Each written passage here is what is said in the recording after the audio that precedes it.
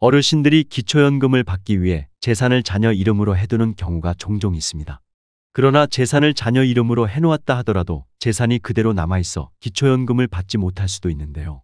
그래서 오늘은 기초연금 받기 전이나 받을 때 절대 하면 안 되는 행동 5가지를 말씀드리려고 합니다.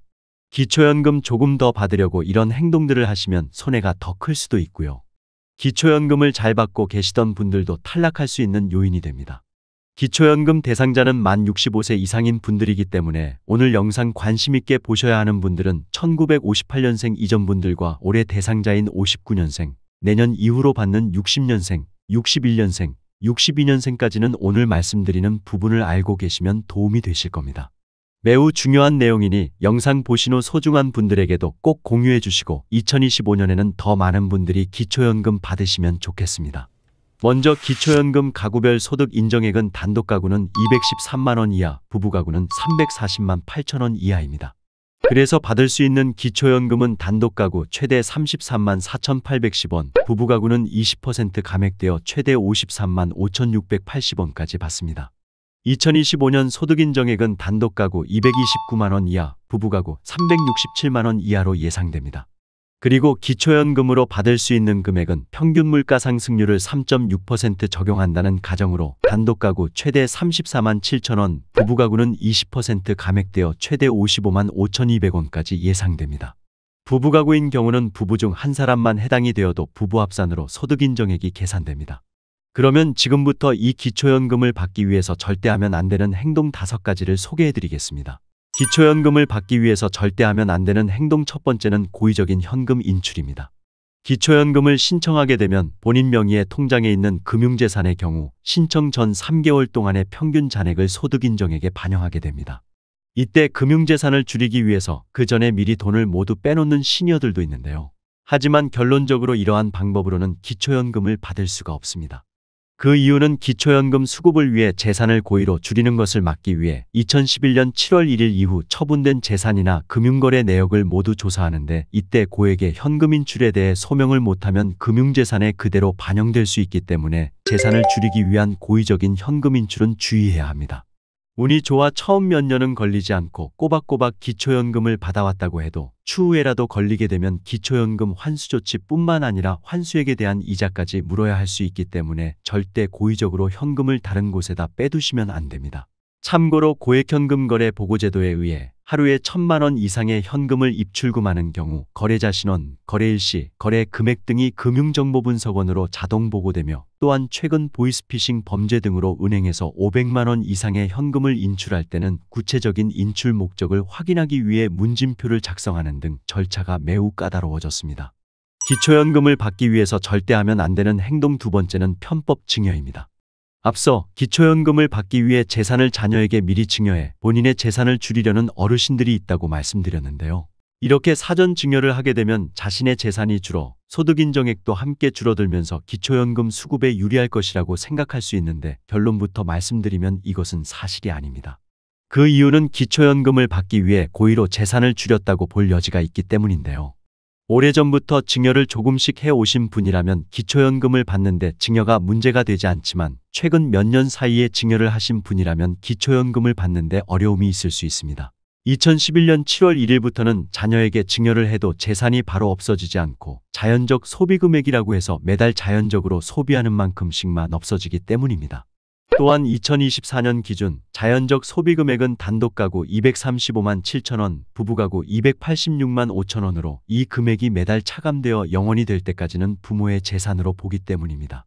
즉 자녀에게 1억 원을 증여해도 자신의 재산에서 1억이 바로 줄어드는 것이 아니라 단독 가구라면 1억 원에서 자연적 소비금액인 235만 7천 원이 매달 줄어들어 43개월 이후에야 증여재산 1억이 모두 없어지게 되며 부부 가구라면 1억 원에서 자연적 소비금액인 286만 5천 원씩이 매달 줄어들어 35개월 이후에야 증여재산이 모두 없어지게 되는 것입니다. 기초연금을 받기 위해서 절대 하면 안 되는 행동 세 번째는 자녀 명의의 집의 거주입니다. 만약 자녀 명의의 집이 시가표준액 6억 원 이상이라면 자녀의 집으로 주소를 옮기면 안 됩니다. 그 이유는 바로 무료임차 소득 때문인데요. 기초연금은 본인 또는 배우자의 주민등록상 주소지가 자녀 명의의 집이고 그 집이 시가표준액 6억 원 이상인 경우 연 0.78%를 기초연금 수급자의 소득으로 포함시키기 때문입니다.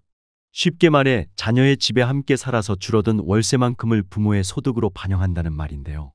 예를 들어 주택 시가표준액이 6억 원일 경우 무료임차 소득 39만 원, 8억 원일 경우 52만 원, 10억 원일 경우 65만 원이 소득 인정액으로 반영됩니다.